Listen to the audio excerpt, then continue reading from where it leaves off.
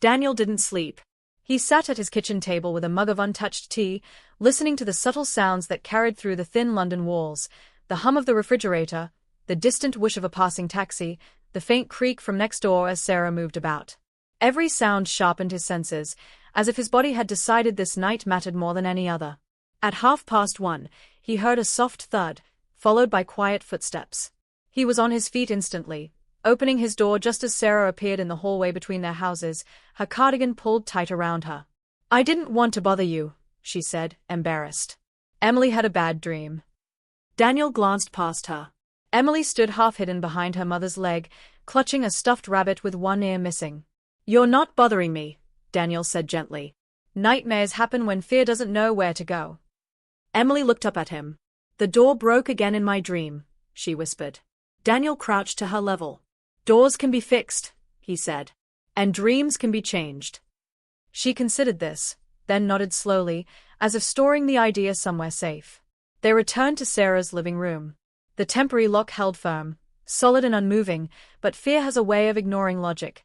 Daniel sat on the edge of the armchair while Sarah settled Emily on the sofa, brushing damp curls from her forehead. "She hasn't slept properly in weeks," Sarah admitted quietly. "Ever since, everything." Daniel didn't ask what everything was. He'd learned long ago that people share their stories when they are ready, not when they are questioned. "I can tell you a story if you like," he said to Emily. Her eyes brightened. "A real one?" "The realest kind." So he told her about a small boy who lived in a cold house with a broken lock, who learned how to fix things because no one else would.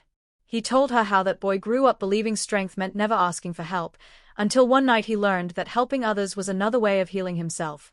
Emily listened without blinking. By the time Daniel's voice softened into silence, her breathing had slowed, her fingers loosening their grip on the rabbit. "She's asleep," Sarah whispered. Daniel stood carefully. As he turned, Sarah caught his arm. "You didn't have to do all this," she said. "Most people would have called a handyman in the morning and forgotten about us." Daniel met her eyes. "Some nights don't wait for morning." There was something raw in the way she looked at him then, gratitude mixed with exhaustion, with a guardedness that suggested she'd learned the cost of trusting too easily. "I lost my job last month," she said suddenly, as if the words had been waiting too long. "The cafe closed. Rent's late. Tonight, when the door broke, I thought maybe this was it. Like the world finally deciding we didn't deserve to feel safe." Daniel felt a familiar ache settle in his chest. "Safety isn't something you earn," he said. "It's something everyone deserves." Outside, the rain began to ease, thinning into a mist. The house felt warmer now, quieter. Daniel checked the door once more, then stood back. "I'll have a proper security door installed tomorrow," he said. "No charge." Sarah shook her head quickly. "I can't." "You can," he interrupted gently. "And you will. Not because you owe me anything, but because Emily needs to sleep without fear." Silence stretched between them, heavy but not uncomfortable. "You're not just some neighbor, are you?" Sarah said at last. Daniel smiled faintly. "I run a company. It doesn't usually matter." "It does tonight," she replied softly. He glanced at the cracked paint on the walls, the second-hand furniture, the way the house bore the quiet marks of a life lived carefully. For the first time in years, his success felt less like armor and more like a responsibility. When he finally returned home near dawn, Daniel stood by his window, watching the light creep into the street. Next door, Sarah's curtains fluttered slightly, then went still. At 8 sharp, he made a call. By noon, a team would arrive with reinforced steel, smart locks, and sensors discreet enough not to feel like a fortress. But as he lowered his phone, Daniel realized the real change wasn't the door. It was the way his mind kept returning to Emily's small hand gripping his sleeve. The way Sarah's voice had trembled when she spoke of fear and dignity in the same breath. The way his empty house no longer felt like a sanctuary, but a waiting room. Across the wall, a kettle clicked on. A child laughed softly. Life continued, fragile, stubborn, hopeful. Daniel picked up his coat again, already certain this story was far from over. Daniel stepped outside as the morning air sharpened, carrying the clean scent left behind by rain. The street looked ordinary again. Parked cars, brick facades, a postman already halfway down the road, but the night had shifted something beneath the surface.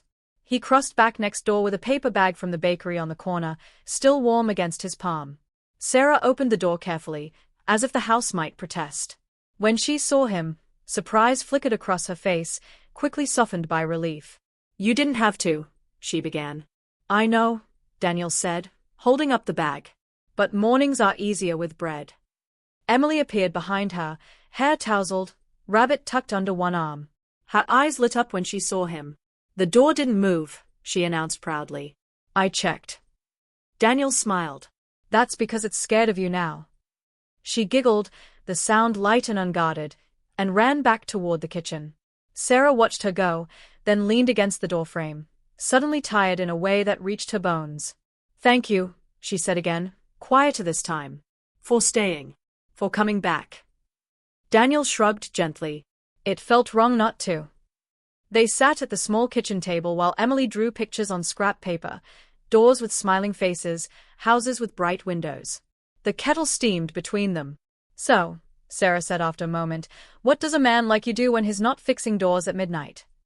Daniel considered the question. "I build systems," he said. "On paper, mostly. Plans to make people feel secure. Ironically, I spend most days far away from the people who actually need it." Sarah studied him. "You don't sound proud of that." "I wasn't unhappy," he replied honestly. "But I was insulated." A knock interrupted them, firm, professional. Daniel stood. "That'll be my team." Two men in dark jackets entered, respectful and efficient, carrying equipment that looked far too advanced for the modest house. Emily watched in fascination as sensors were placed, frames measured, metal fitted with quiet precision. "Will it beep?" she asked. "Only if someone tries to be naughty," one of the technicians said with a wink. As the hours passed, the broken door was replaced with something solid and reassuring, blending seamlessly into the house rather than overpowering it. When it was done, Sarah ran her hand along the new frame, disbelief softening into something like relief. Daniel signed off the work order before she could protest. "It's done," he said simply. When the team left, the house felt different. Still small, still imperfect, but no longer fragile. Emily tested the lock once more, then declared, "We're safe." Sarah's eyes filled, and she turned away quickly, busying herself with mugs that didn't need refilling. "I don't know how to repay you," she said. Daniel leaned against the counter. "You already have. You trusted me." The words lingered between them. That afternoon, Daniel found himself lingering longer than planned. He helped Emily fix a loose chair leg, listened as she explained her school project with intense seriousness, and watched Sarah move around the kitchen with a quiet resilience that made him ache in places he hadn't felt in years. When he finally stood to leave, the sun was already slipping west.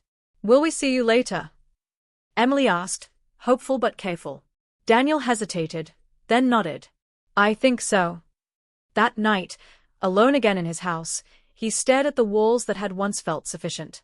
He thought about the board meeting scheduled for the next day, the polished table, the predictable arguments. For the first time, it felt distant, less urgent than the simple act of being present. The following weeks folded into a rhythm he hadn't known he was missing.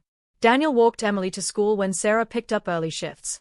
Sarah learned to smile again without checking over her shoulder. Conversations deepened, not with grand confessions, but with small truths shared over tea and late dinners. One evening, as autumn crept in and the streetlights flickered on, Sarah stood beside Daniel on the doorstep between their homes. "I got a call today," she said. "A job interview. Full-time."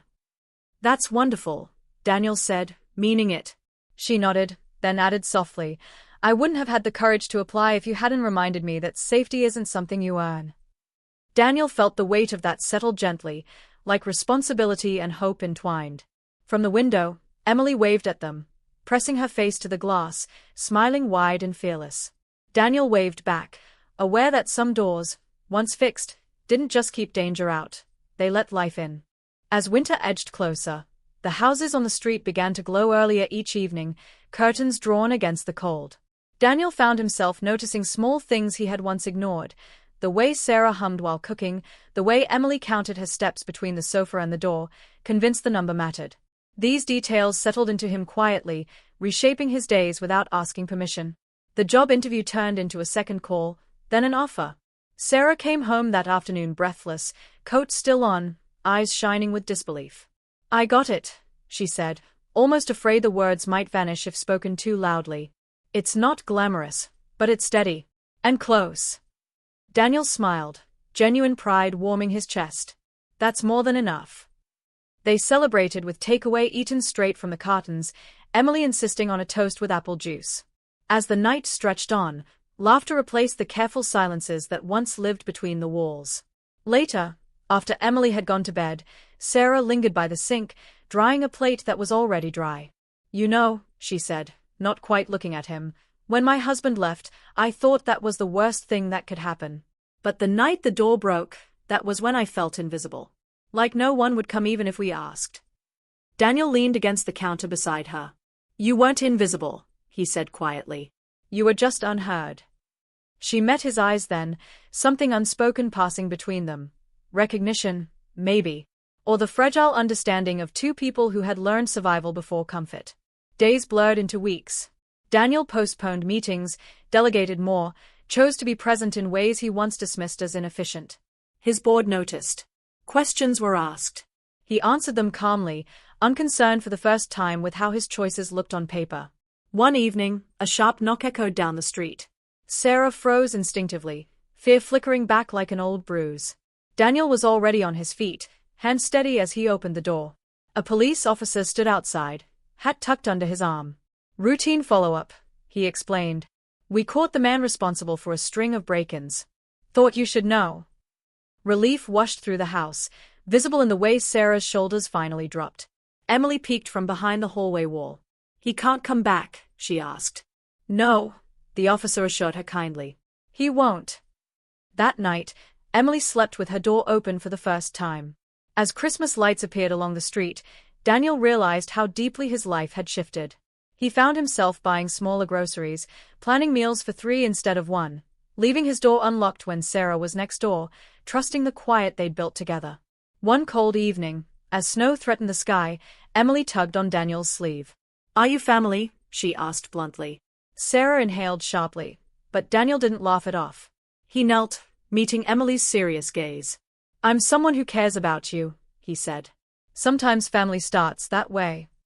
Emily considered this, then nodded as if that settled it. Okay. Sarah's eyes glistened, but she said nothing. Later, as Daniel stood on his own doorstep, Sarah joined him, wrapping her scarf tighter.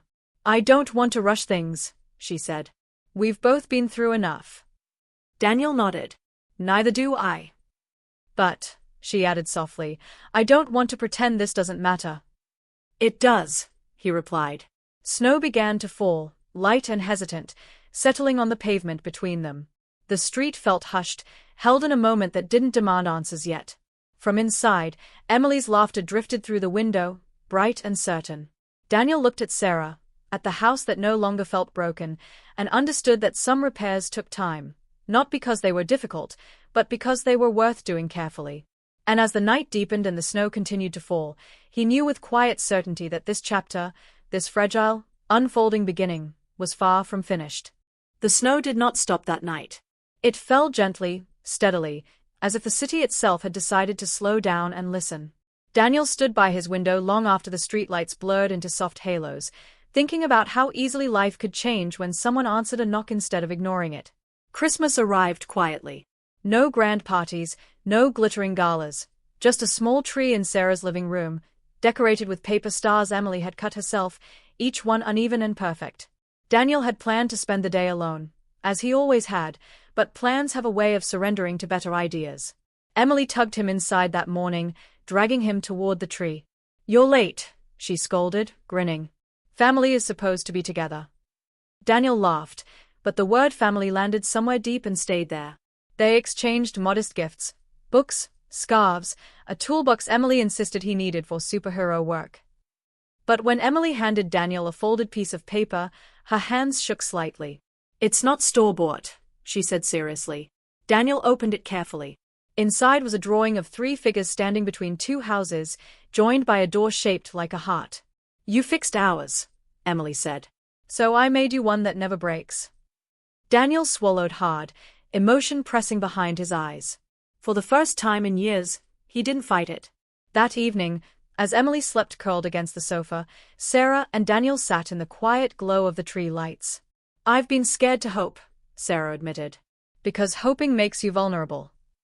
Daniel nodded. "But living without it makes you invisible." She smiled faintly. "You always say the right thing." "No," he replied softly. "I'm just finally listening." Weeks later, Daniel stood in a boardroom overlooking the Thames, his reflection mirrored in glass and steel. The directors waited, pens poised, expecting numbers, projections, reassurance. "I'm stepping down as CEO," Daniel said calmly. Silence fell, heavy and stunned. "I'll remain an advisor," he continued. "But I'm launching a new division, one focused on affordable home security for vulnerable families. Not profit first. People first." Questions followed. Resistance too. But Daniel didn't waver. For once, his decision wasn't about legacy or reputation. It was about Emily's laughter. About Sarah's steady courage. About doors that deserved to stay closed against fear. The first installation was simple. Not announced. Not filmed. Just a quiet house on a quiet street, reinforced with care. That night, Sarah watched him lock the door, her eyes filled with something close to peace. "You didn't just change our house," she said. "You changed our future." Daniel looked at her, really looked at her, the strength, the softness, the resilience forged in silence. "You changed mine first." Spring came slowly, pushing green through gray pavements. Emily grew taller, braver, louder. She stopped checking the door before bed. She started making plans. One afternoon, as Daniel helped her with homework, she glanced up and asked, "Will you stay?" Daniel didn't answer immediately. He looked at Sarah, who stood in the doorway, hope and fear balanced delicately in her eyes. "Yes," he said at last. "If you'll have me." Emily beamed. Sarah's breath caught. And in that moment, the question answered itself. The proposal was simple. No audience. No speeches. Just a ring placed on a kitchen table beside cold mugs of tea. "I don't promise perfection," Daniel said. "But I promise presence." Sarah slipped the ring on, tears spilling freely. "That's all I ever wanted."